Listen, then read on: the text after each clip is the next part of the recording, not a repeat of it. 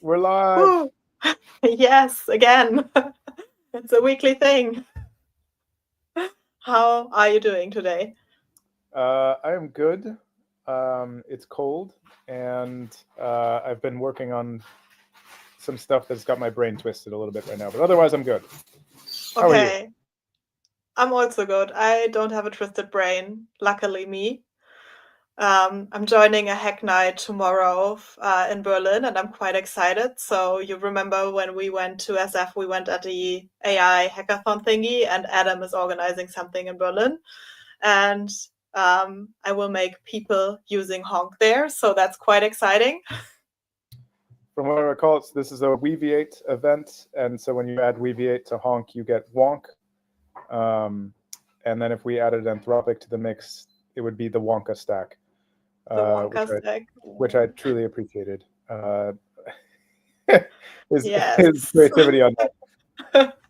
I think we should talk about that maybe in a The different Wonka. episode, the Wonker stack. But today basically, I mean, last week was busy because it was our launch week and we had the preview into what's going on all on Friday.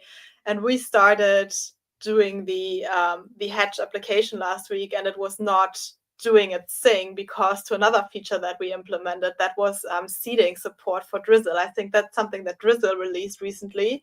um, Brad, do you like to talk a little bit about it? And I think you have the best insights why also this was breaking our Hatch example last week. Yeah, so to recap, last week we used create Honk app with a secret dash dash hatch flag. And what that did under the hood is it just added one more step to the create flow that asked you to describe the application API that you wanted to make.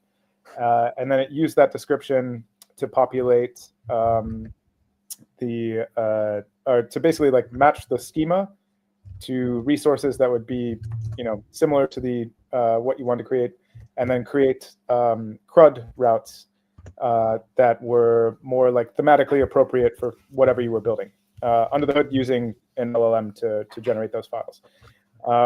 So we tried that with a movie recommendation API. And what broke was the seed script. So typically we would regenerate a seed script for you, so you could also seed data that would look like what you might be using. But we had not tested it yet with a new feature we had, which used Drizzle seed instead of just a hand-rolled seed script. And Drizzle seed is just a set of utility functions that hooks directly into Drizzle and makes it a lot easier to get sample data for your database. So we have since fixed that, which is nice, which means hopefully Hatch would work out of the box. Yeah. I think we try that out later, or we should try that out later. I'm in desperate need for a movie recommendation API because my movie knowledge is very bad, and I just played a board game this week, and I think this app could have helped me to survive some of the movie questions. I don't know. Or an application where I can put in some topics and it gives me some movies, like the semantic search thing. Well, TBD.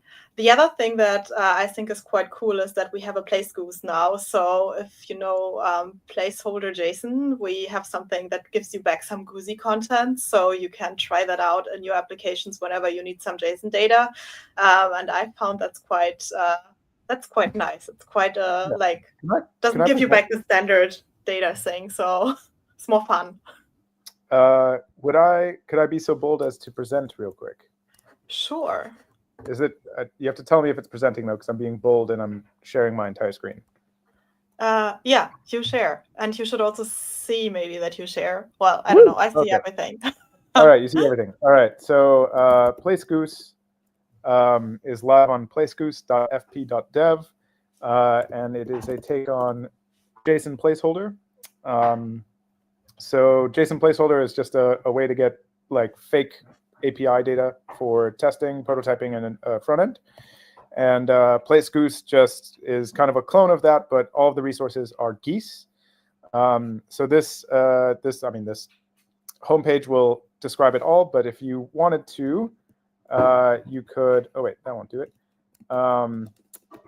You could just go /geese and that hopefully, there we go, will give you a bunch of geese. And they have hilarious names like Goose, Lightning, Snackerdoodle, etc. But besides being fun, which, do we have a link to the GitHub? Ooh, we should put a link to the GitHub on here. Okay, so if you go to, what is it, Honc app? Those are the open pull requests. Oops, sorry. So if you go to our examples on the Create Honc app repo, you will find Place Goose. Maybe I can zoom in a bit.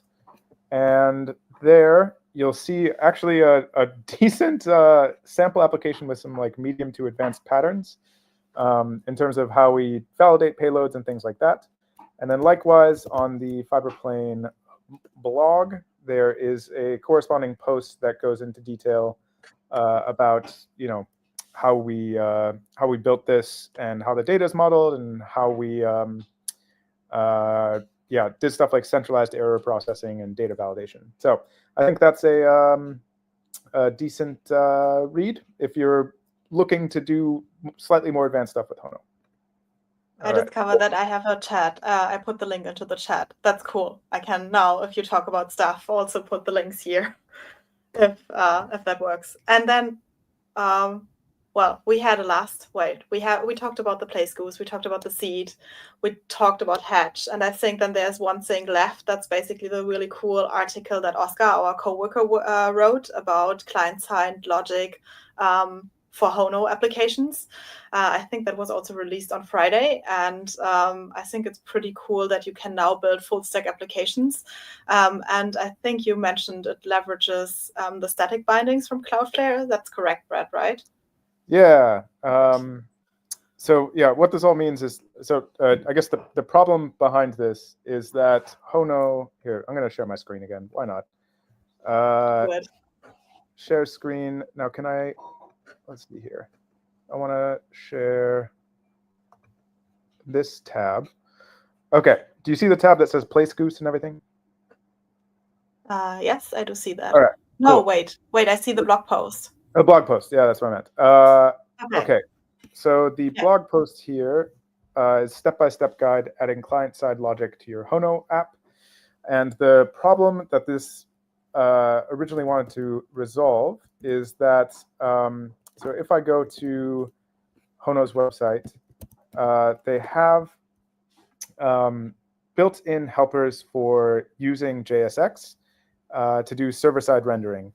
And the tricky thing about this is that a lot of people hop into this thinking that Hono JSX is React, but it's not. It is just a way of templating HTML. So there's a kind of an assumption here that you would be able to use hooks that you would normally use when writing front-end applications, but those actually just won't work when your components render. And the Hono Discord is littered with people who have kind of like fallen into this trap, myself included.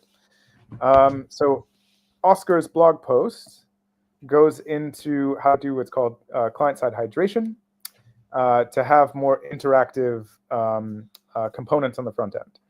And in order to perform that hydration, he uses what's called static asset bindings from Cloudflare. And this is just a way to upload static pages like an index.html and some JavaScript to that can be served by your Cloudflare worker as well. So typically, like in the past, you had to use a Cloudflare Pages application in order to deploy these like full stack applications, but now you can use a worker and kind of bind whatever assets you need in order to create kind of an interactive full stack app. Yeah, all right. I hope that's a good enough explanation. I think that's a perfect explanation, and that's quite exciting. So you can now stay in your own worker or in the full worker to do the full application, which I think is quite nice. Cool. Should we do this thing that broke the last time that we did the stream? Are we up for this again? Yes, I for my self-worth's sake. Okay. Seeing the thing I helped build actually work would be very, very nice. Okay, so here we are on my computer, and I go into my spaghetti folder before I create something. So because my code is like kind of a spaghetti-ish thing. Okay. I put so it's spaghetti, and all my code examples live in spaghetti, basically. Do you have other pastas for like other good code? projects? No, like it's all rigatoni. It's all spaghetti, bread. Okay. It's all in here. But maybe I add that when I feel something is not spaghetti anymore, like lasagna and Lasagna would be. That seems like a good pattern. I don't know. That seems like a good architecture, right? Like you got your layers. the layer architecture. Well, we are here today in spaghetti. I can't I just keep it. So we do the PMP, create Honc app latest, and then we had this nice command with a hatch. Oh, can you zoom? Wait, I think we hit this last time. Can you zoom in, or is that? Oh yeah, nice. Is that big enough? I think so. I don't know. Okay. No one is complaining in the chat, so I hit enter and I said, yeah, I can see it from in the stream. So yeah, now we need to prompt again. So I would say a movie recommendation API. And do you know which question I had to answer in a board game? I want to say that right now because I think it was a little bit difficult as well. So the question was if a movie would get better or worse if you include Godzilla in it, and the question goes to the Gladiator movie. What is your take on that? And I had a problem because I had not the information about Gladiator and not about Godzilla, so I couldn't really merge that. My movie knowledge is bad, so I'm sorry. I'm very confused by this. The question was whether you could improve the movie Gladiator by adding Godzilla. Exactly. What? Wait, what game were you playing? It feels like Yeah, it's called Wavelength. So I had to put my point somewhere on a scale between 1 and 100. You can imagine that 100 would be the movie would be completely improved, and 0 would be the movie get worse, so to say. And then the other people had to guess where I put it, but no one could guess it because I had absolutely no clue what I was doing. Yeah. That's a very interesting thought experiment that we should leave for probably another live stream on another channel. But sorry. I call it a movie demo. All right, and also for explanation's sake, you can keep. I guess. Okay, the description here is what's going to help us generate code for the boilerplate.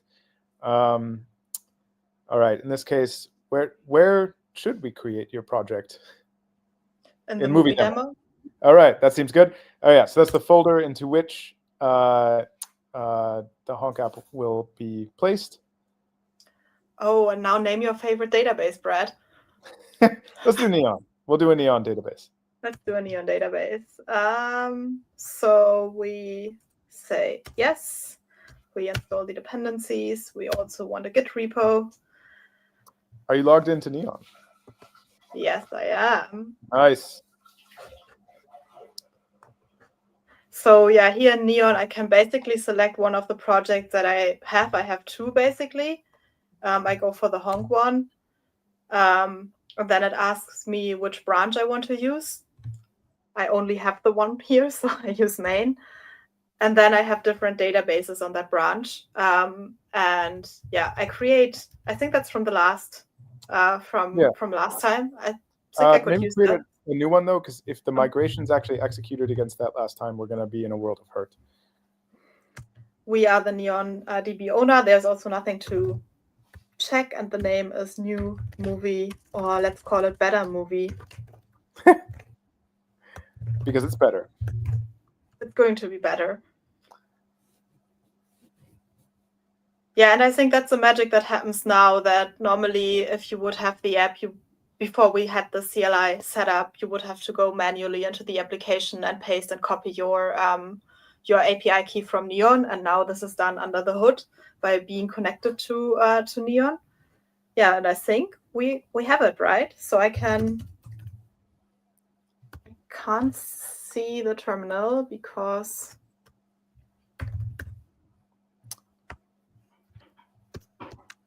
okay. All right, definitely gonna want to zoom in on this guy. Let's make it big. Zooming in. More. Sorry, I like big big text. More? Okay. Yes, more. Yeah, No, that's more. That's okay. It's getting very big. Okay, I make one minor. Sorry, it's easier to navigate. It's super big otherwise. So yeah, where do we start? Go into the terminal. Mm-hmm. And all right, so first thing that you typically want to do is DB setup. And that's what we're going to see if the same thing happened as last time. Boo. Okay, what happened? Seeding broke again. Boolean is not defined. What? Oh, okay. I think I know what's up. We can probably fix this very quickly. If you go into, where it said Boolean is not defined, that's in db/schema. So if you go to your db/schema file, so this is the thing with these darn AIs, is sometimes they forget to import. So if you look for any red squiggles, there all right. We go. Do command dot. Import from PG core. Perfect. And there is another. Then, yep, we're gonna want that one from PG core as well, if we can. All right, save that. And if this doesn't work, I'm very sorry to anyone watching on the stream. But we can try that. I mean, that means we do it again next week until it works. We keep trying. Ooh, it looks good. There we go. Yes. Oh, I got it's small. Someone said it's visible. The other person said it's small. I don't know what we do with this information. I feel it's big. Oh, I think that was referring to the previous terminal window. Okay. I think this is definitely very visible. It's so visible that I have a hard time navigating here. So now we can start the application, I would say, right? Let's try it. Let's run this. All right. It looks good. It looks happy. It looks happy. Let's spin up Fiberplane next to it. So I think there is a command in there as well that I can just do run Fiberplane, right? Yeah. That should do the trick. And this might. All right, cool. All right, kind of a squished terminal screen, but I will take full responsibility for that. Cool. Now, did I? Command click, and away. Yeah, I think if I if I click plus, it adds to my browser, but I just want to have it here as a separate window. That's fine for now. Cool. So our AI generated some endpoints for us. And we got to see if the seeding worked. Yes. Hey, not bad. It did. Oh, cool. So it even also generated emails? That's perfect. Yeah, that's really cool. So we have some data in there. Oh, let's see for the movies. That's probably something that I want. Okay, yeah. The title is like garbage. I mean, you could tell me I'm not good with movies. That could be some really weird science fiction movies. You never know.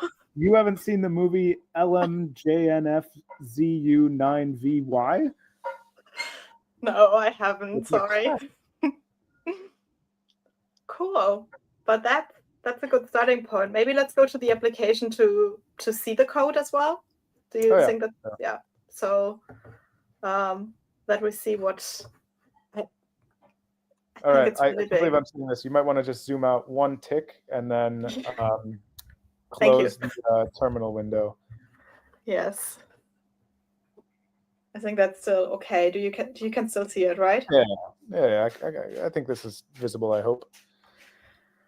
So I mean, what we have, like, even if we would not use Hatch, if we would use the normal create Honc app, we would get Hono, obviously, we get Drizzle, we choose Neon here, so all those components will be in our application. But now also AI import, or we can import from the schema the user's movies and the user movies. That's something that comes from AI now. And also, I think the basic Honc app would only have this endpoint here, and all the other endpoints are generated through the help of the AI Hatch command. So basically, we have here a query for the database for the users, and it returns us the user list. And I think that's what we just saw. We can add a user. We haven't tried that, but potentially it would be something that also works. We get the movies. That's the good movie you were just talking about that I haven't seen. That's the movie that is, and we can add movies. So we can add a Godzilla Gladiator movie in here now. And I don't know, user movies is also there. So yeah, what's kind of interesting with user movies. Okay, so this is a little bit like AI not being that smart. But like simultaneously, what is the user movie? Yeah. Okay. So like, I'm pretty sure what happened here is that if you go to schema.ts, so this is what we modified earlier to make everything work. I don't know if there's an actual relation here or what, but typically, so like in a relational database, we have a many-to-many relationship between users and movies. Presumably, like a user can, favorite or something many movies, and then a movie can be like favorited by many users. So to model that in a database, you would have something called a join table, and you would name it something like user movies. Is there a table called? Oh yeah, there is a table called user movies. Yeah, there is. So that's actually like that's decent that it created a join table and kind of like intuited that there's this relationship between the two.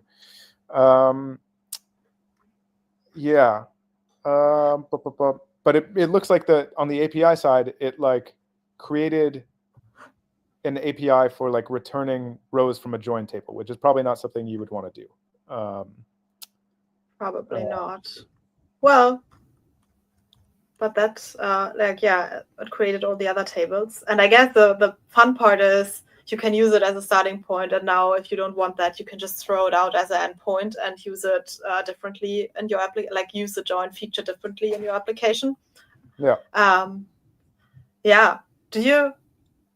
I mean, I talked with you about that before. Do you have any recommendation? What would you say? When should someone use the Hatch command, and when should someone just use the plain create Honc app? Is there any takeaway for you?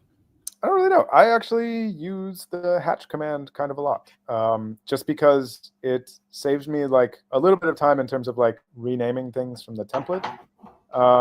Like if you have a good idea of what direction you're going to go and patterns to use and stuff like that, then by all means, just like use a blank template. But yeah, I don't know. It's nice to just have like the basics there and then start focusing on like building out from those types of like resources and routes. Yeah, so I guess it depends. I think the nice thing about the like Hatch is usually it generates more routes, and I feel like if you're using a copilot in your IDE, so it generates more routes and typically has a bit more like code to serve as a basis for a copilot or IDE, which is helpful because like a lot of the like large language models that are behind copilots are not necessarily trained on like directly on Drizzle documentation or like Cloudflare apps specifically. So like having a good basis in your template kind of sets the stage to be able to generate better code in an IDE. But yeah, that's a long answer. Well, no, but I think that makes perfect sense. And I feel like if I show this tomorrow at the hack event, people will like it because also it's like a really quick start for a hackathon, basically. Yeah. I mean, I would say so. Yeah, and apropos hackathon, we still have our own online version running. And next week, Brad, we meet again because we will announce the winners, and I'm already excited to see what projects we will see and what projects we get in. So, yeah, I think that's it for this week. But I'm super excited for next week already. Sweet. Yeah, I think next week we're meeting on Thursday, right? Yes, we're meeting on Thursday due to our company offsite. So yeah, we will meet on Thursday, even a little bit earlier, I think 4 p.m. Ooh. Yes. Nice. But we will have Christmas presents that are our prices for the Honcathon, basically. It works. Cool. Cool. That's a stream. That's a stream. So thanks that you joined again, and see you next week. Yeah. Thanks all. Bye.